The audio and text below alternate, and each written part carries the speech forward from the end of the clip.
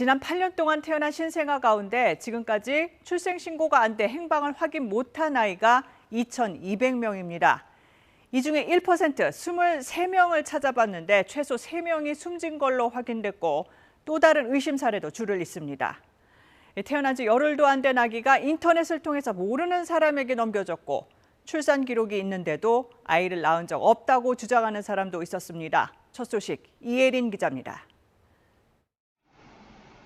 출산 예정인데 입양 보낼 곳을 찾는다는 인터넷 글입니다. 포털 사이트에선 이런 글이 쉽게 검색됩니다. 연락해달라는 답글도 줄줄이 이어집니다.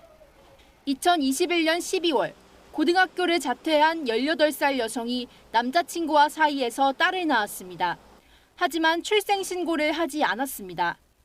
출산 기록은 있는데 출생신고가 없는 아동에 대한 화성시청 추적조사에서 여성은 인터넷에 글을 올려 아기를 넘겼다고 진술했습니다. 키울 수가 없는 상황이라고 판단을 했는지 인터넷에 아이를 키워줄 사람을 구했나 봐요. 다만 여성은 아이를 받아간 사람의 신원도 연락처도 모른다고 했습니다. 경찰은 실제로 아이를 넘긴 게 맞는지, 금전 거래는 없었는지 수사 중입니다. 경기도 오산시에서도 경찰이 기록이 사라진 아이에 대해 수사에 나섰습니다. 역시 2015년 병원에서 출산한 기록이 있는데 출생 신고가 안 된 아이입니다. 오산시청 추적조사에서 여성은 아이를 낳은 적 없다고 완강하게 부인해 오늘 경찰에 수사 의뢰된 걸로 KBS 취재 결과 확인됐습니다.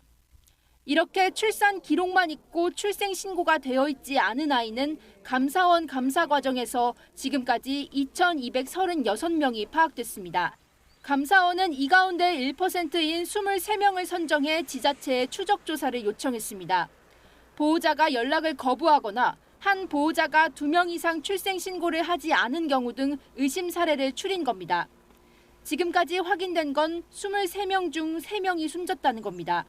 어제 경기도 수원의 아파트 냉장고에서 발견된 영아 2명과 지난해 경남 창원시에서 생후 76일 된 아이가 영양결핍으로 숨져 친모가 기소된 사건입니다.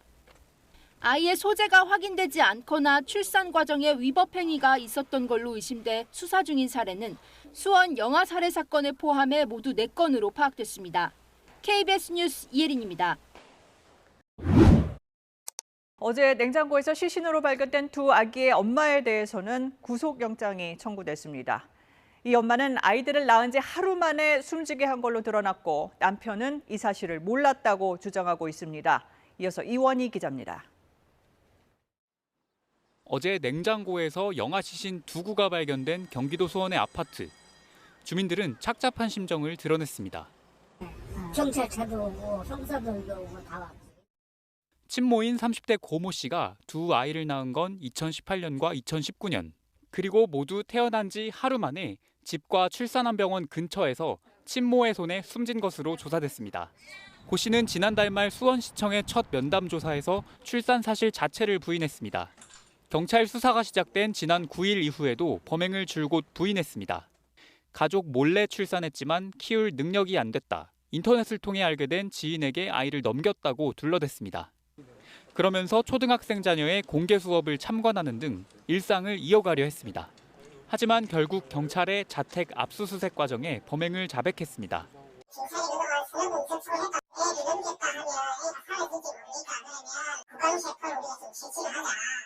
고 씨와 남편은 최근까지 콜센터에서 함께 일했는데 경찰 수사 착수 후 그만둔 것으로 알려졌습니다. 부부는 차상위 계층으로 전기요금 할인과 아동수당 등을 지원받아왔습니다. 같이 있는 생활할 것 같아. 그냥 인사도 잘 안 하고. 영아 시신 2구에 대한 국과수부검에선 특별한 외상이 없어 사인 특정이 어렵다는 1차 구두 소견이 나왔습니다. 고 씨에 대해선 살인 혐의로 구속영장이 청구됐는데 영장 발부 여부는 내일 결정됩니다. 남편은 아내가 아이를 낙태한 줄로만 알았다는 입장을 유지하고 있는 것으로 전해졌습니다. KBS 뉴스 이원입니다. 그런데 울산의 한 아파트 쓰레기 수거장에서 또 아기가 숨진 채 발견됐습니다. 10달을 못 채우고 몸무게가 1kg도 안 되게 태어난 걸로 보입니다. 주아랑 기자가 취재했습니다. 어둠이 짙게 내린 새벽, 아파트 단지에서 쓰레기 수거 작업이 한창입니다. 그런데 갑자기 작업 중이던 한 사람이 아파트 밖으로 나와 어디론가 전화를 겁니다. 그리고 얼마 뒤 경찰차가 도착합니다. 오늘 새벽 3시 20분쯤 울산의 한 아파트에서 쓰레기 수거 작업을 벌이던 청소업체 직원이 남자 영아 시신을 발견해 경찰에 신고했습니다. 청소차에 부었는데 붓고 보니까 거기에 이제 아기가 있었던 거예요.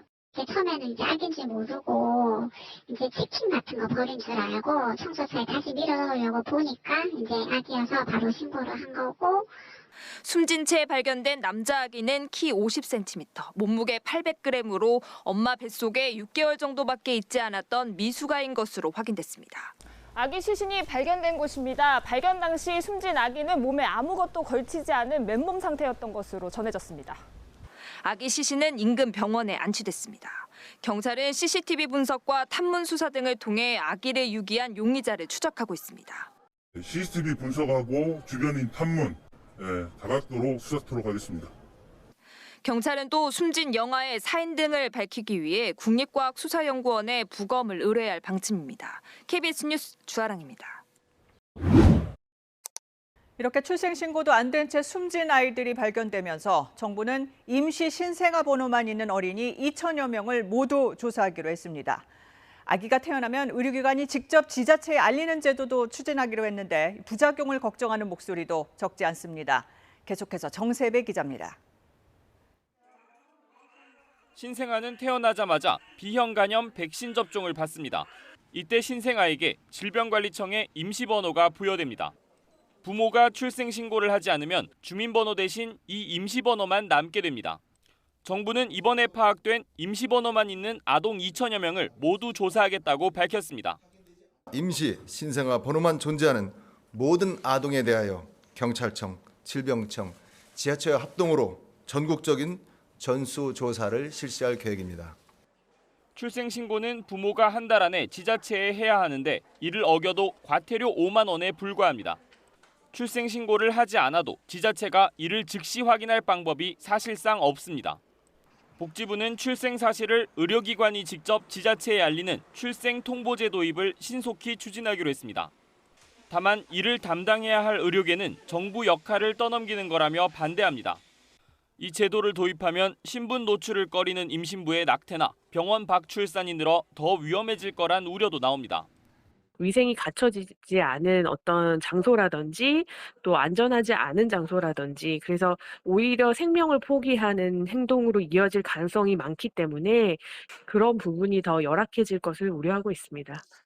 이 때문에 정부는 익명 출산을 가능하게 하고 태어난 아동은 지자체가 보호하는 보호출산제 도입도 함께 추진하겠다는 방침입니다.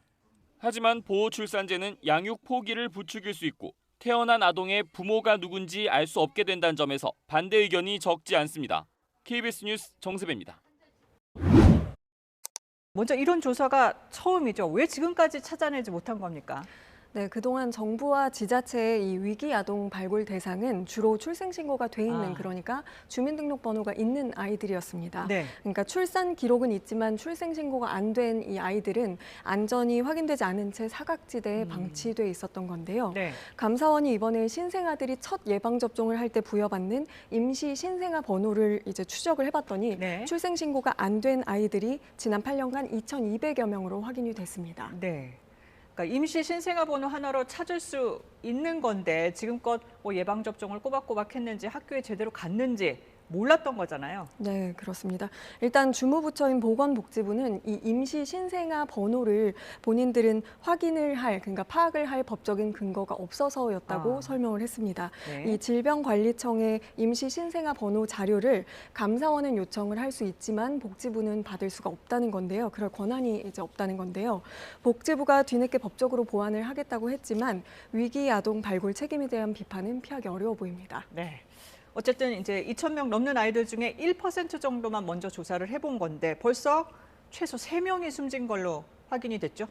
네, 말씀하신 대로 어제 이제 갓 태어난 영아 2명이 숨진 채 확인이 됐고요. 숨진 게 확인이 됐고 감사원이 사망 사례로 확인한 신생아 1명은 지난해 1월에 생후 76일 만에 영양 결핍으로 숨졌습니다. 이 미혼 상태인 친모가 현재 재판을 받고 있고요. 네. 이 감사원이 조사한 23명은 사실 워낙 너무 적은 표본이어서 그렇죠. 2,200여 명으로 조사 대상을 늘리면 사망 사례 등이 추가로 더 나올 가능성이 있어 보입니다. 이 경제적인 문제나 지극히 사적인 이유로 지금 출생신고를 안 한 경우가 상당수 있을 것으로 추정이 되는데요. 네. 다만 이번 조사에서 출생신고는 안 했어도 보호자와 지내고 있는 아이들도 확인이 됐습니다. 네. 출생신고를 이제 병원에서 출산하면 바로 의무적으로 하게 하자. 뭐 이런 방안은 어떻게 봐야 할까요? 네, 앞서 보셨지만 그거를 출생통보제라고 하는데요. 병원에서 아이가 태어나면 곧바로 지자체에 알려서 출생신고를 바로 의무적으로 하자는 겁니다. 네. 출생신고의 누락을 막고 아동학대의 위험성을 줄일 수 있다는 의견인데요. 실제 권익위 조사에서 응답자 4,000명 가운데 87%가 제도 도입을 찬성을 하기도 했습니다. 네. 하지만 신중론도 적지 않습니다. 오히려 병원이 아닌 외부에서 몰래 출산하는 그런 사례가 늘면서 네. 산모와 아이들의 건강을 위협할 수 있다는 그런 지적도 나오고 있습니다. 네. 의료기관들도 행정적인 부담이나 수가 문제 등으로 좀 난색을 표하고 있는데 현재 이 관련 법안이 국회 법사위에 계류돼서 논의를 기다리고 있는 상황입니다.